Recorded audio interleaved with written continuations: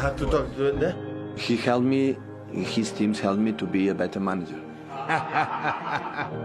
I couldn't respect him more. It's not possible. For me, he's the best manager in the world. During the last 5 years, every single year we were there. Wow. Two of the best teams, yeah, for sure. What is sure is the Liverpool and Man City in the last years, we raised the bar, we raised the targets like the Premier League had before, that's for sure. We push each other a lot, and I think the other teams, they realized they have to push more to chase us, so that's the truth. Look, if I would be a different person, I would be probably a little bit depressed about the fact that Pep Guardiola is constantly coaching these kind of teams. Maybe thought we could have won more titles with Dortmund if Pep wouldn't have been at Bayern. Now he has pretty much the same. Imagine they would not be here. We probably would have won at least one more league title.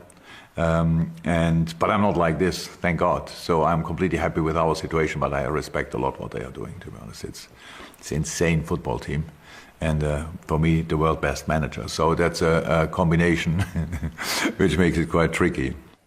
When we were 14 points against Liverpool, even myself, I could not believe it, because I know what opponent we're going to face is Liverpool. It's maybe one of the best teams in decades in this country, in Europe.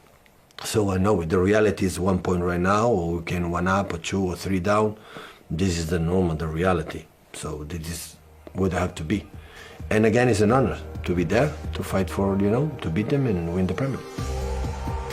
Obviously, Man City is a pretty good football team, and that means, of course, there's a rivalry. Thank God there's a rivalry.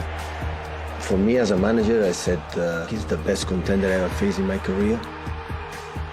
If you want to beat City in the league, I think I said once you have to be close to perfect. I think you have to be perfect meanwhile.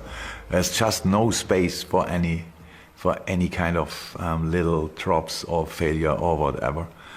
But the good thing is, when we created something, a mentality or whatever, if you want to beat us, you have to be close to perfection as well, and that's good. That's really good. And it's important. And I really think people would say our job is to win trophies. I think it's slightly different. That's the icing on the cake. Our job is actually to entertain people. What I'm proud the most is the fact that I said before that this consistency in every 3 days during 5-6 seasons in this country. I said many times, so just take a look. Just take a look, the winners of the Premier League the year after what happened. And they dropped massively. They were not able to again and again in all the competition, the Carabao and FA Cup, even in Champions League, going there in group stages and in every single day were there. All the teams after Champions League, winners Premier League, they drop. This is I think the biggest success of this club. Miles away to win the Premier League, or of course the dream to win the Champions League or the titles, is always being there when you arrive in the last stages. And this is so difficult, my friend. This is so difficult. We are a good football team as well. So but we are different. But we developed together, and that makes it so enjoyable and makes it so satisfying and great in moments. That doesn't mean, obviously, we failed already big because of not becoming champion for 1 point or 11 inches or whatever. That's not nice, but it shows you are on the right way, you're on the right path, and it's really cool. It doesn't give you any kind of guarantees, but it gives you the chance. And in life, you never need more than a chance. If you have a chance, I really think you should give it a go, and that's exactly our situation. There's no pressure, it's just opportunity. So let's go for it and let's see where we will end up. I'm pretty sure all the people will be watching that game. Is it live everywhere?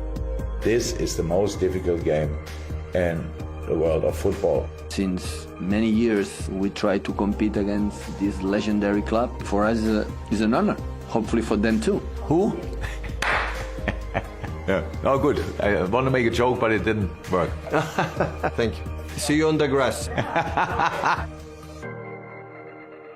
Two exceptional managers who have two exceptional squads to select from, and we've handed you boys the task of selecting who the starting 11s might be for both. And if you just look at the matchups, Leroy, it's incredible. It is incredible, and I think Don had an easier task than me. Usually it's Man City is easy to pick, but I had a real problem here. I think Ruben Diaz has been ruled out, so I think John Stones will play centre half, even though I think Nathan Hackey's done really well, really has lifted his performances. Kyle Walker's fit, which is, I think, massive for City. It means that John Stones doesn't have to go and play out there, so he gives them strength, and he gives them pace and power and know-how and experience.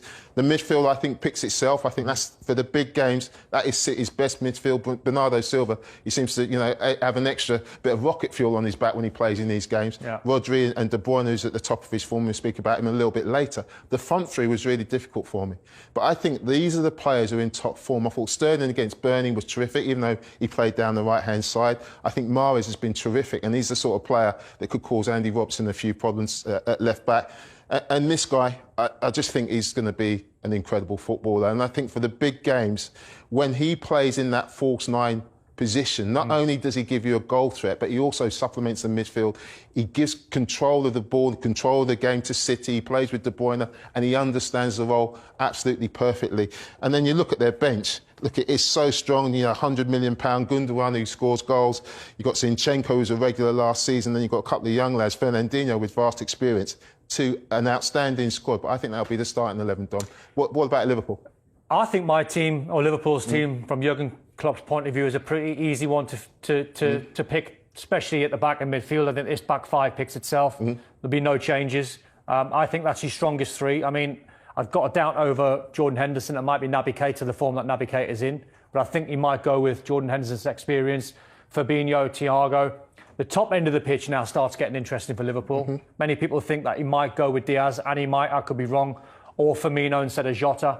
I think when Jurgen Klopp's picking this team to play against Man City, I think he's looking at individuals, and he's looking at the quality and the individuals of Man City. So I would expect Mane over Diaz. In his first game, Diaz to go up against Kyle Walker, not played in this fixture before, is hard. He'll know what to get out of Mane going forward and defending, so he knows that's a good matchup. Mane can take care of Walker. Salah's not an amazing form, he's had a couple of knocks, as I said, but in this fixture he scored a worldie in the reverse, as did Phil Foden.